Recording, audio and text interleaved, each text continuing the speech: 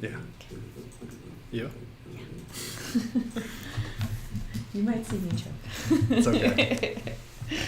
I mean, you already did, so.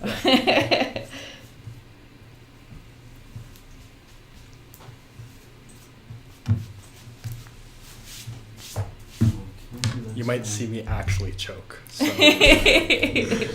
Bring some drama to the show. Oh my god. I was watching the Kyle Rittenhouse trial yesterday. Oh, I just saw clips of him crying, and I couldn't. It's an act. It's annoying. It is. Blood. You know? It's a jury trial, which means he just has to get the jury to feel you bad. Said blood, right? Yeah. I heard. See, that's what I heard. So I keep saying that. I just say blood. If that's what you. We can hear you. Yeah. Yeah. So from now on, I'll say blood. Okay. That's interesting. At one point, the judge started yelling at Rittenhouse's lawyer. Oh my god. It was good.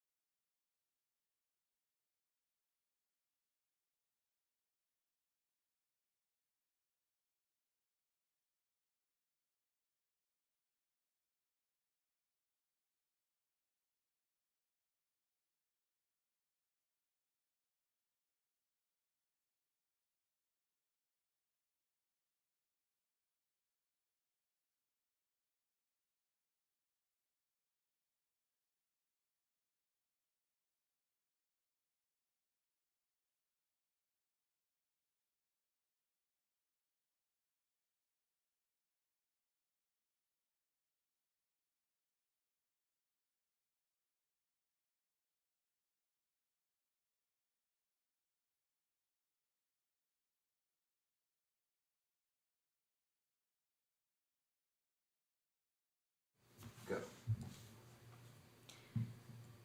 Montreal has been listed as one of the top 10 best cities in the world, according to the annual Time Out Index 2021, taking the place at number 6. But is it really the best and most accessible city for all? Today on Local 514, we'll be discussing disabilities, ableism, and how the government of Quebec is supporting those living with disabilities. I'm Savannah Craig.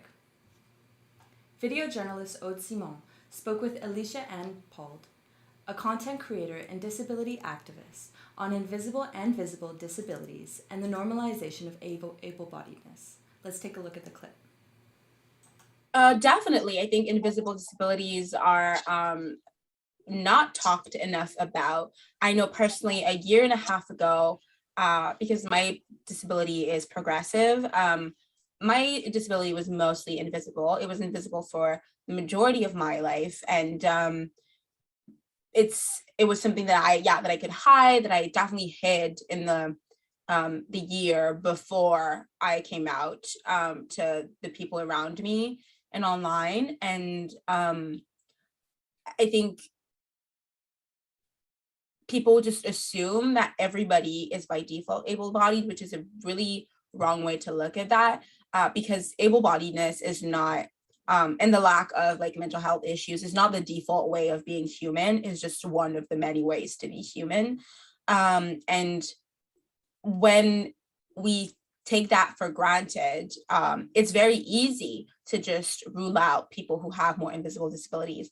I personally make it a point to include those because they are disabilities and their needs need to be fulfilled just as much as mine or any other person's. And I think a lot of this conversation ties also very well with what in English a lot of people call special needs, right? And this idea that like, oh, you need an elevator, you're special. No, I just need to get into places, right? If I have a house with 2 levels and I rip away the stairs, you can't go up there either. Is that a special need? No, you need equipment like to go places, And so the fact that we see stairs as being a norm and just being like, well, duh, everybody needs stairs. No, if I take it away, you can't go there either. If I'm in a classroom and I'm a blind teacher and I decide that my class is going to be pitch black because it doesn't really matter to me, well, having light is a special need. You need light to write down and to see what you're writing. That's a special need. But of course, people would never frame it as that, right? They would just say, no, like needing light is just the standard. No, it's not. So it's like, we really need to change the way that we address those things. And when it comes to invisible disabilities, I feel like a lot of able-bodied people think that these people are on their side, and it's like, no, they're also in the fight. They're also fighting for the rights of their community, and if anything, they're on our side, and we're gonna try and fix this thing all together. And so I think it's definitely important not to forget those people, because their needs, again, need to be respected just as much as everybody else. I'm pleased to be joined by Avi Karp, a representative for people with disabilities for the Young Democrats of Quebec. Avi, welcome to the show. Hi, thank you so much for having me. Thanks for coming. So you've been living with MS, which is a disability that is not always visible to some, and it's sometimes invisible. Can you tell us a little bit about this? Right, so MS, for one, it's the most common neurological disease in Canada, and it's actually most prevalent here in Canada. So it affects roughly 90 to 100,000 Canadians.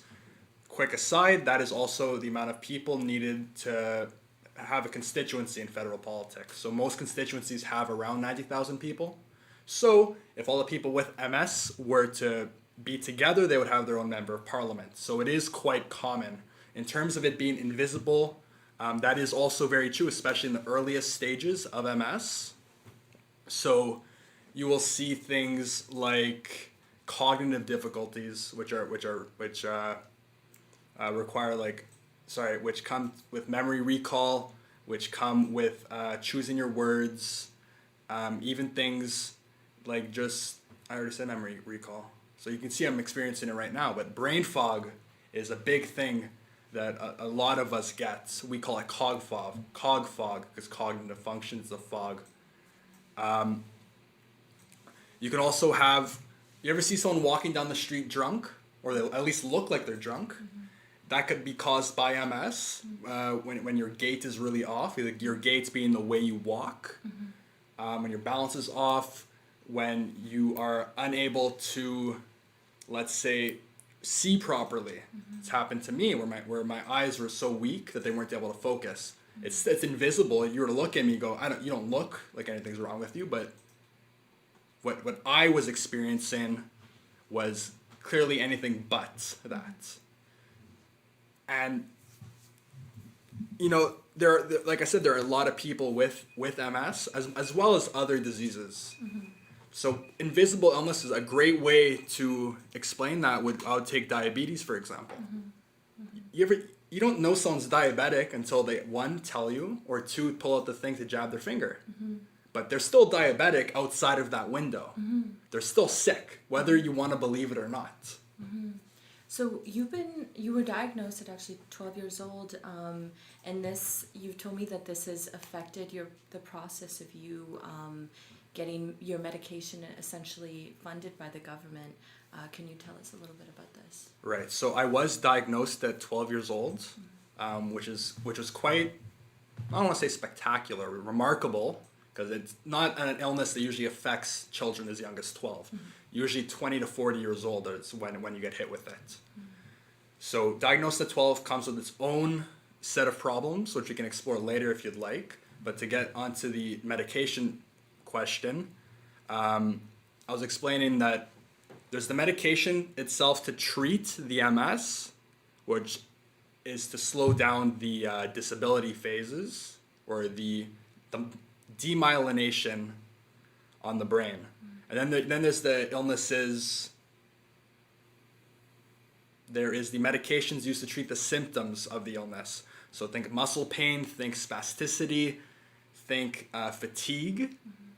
So those are covered like any other medication. They're partially covered by the RAMQ. And the difference is for you to pay.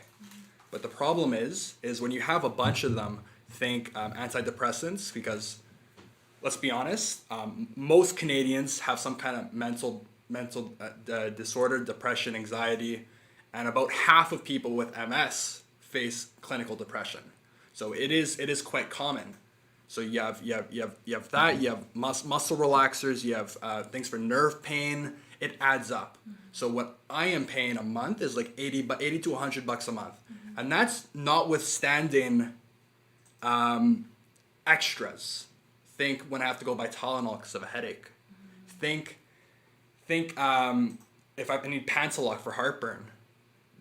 All these other medications don't even get counted into that $80.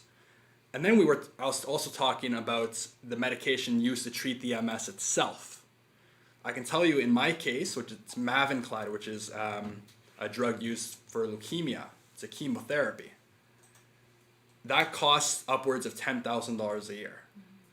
I don't pay for it. What happens is the drug company has to consult with the doctor, so the doctor can argue with the RAMQ to try to prove that I need it. Is that a tedious process in itself? It takes time. So I just started it about a week ago for my next cycle of drugs, which are in January of 2022.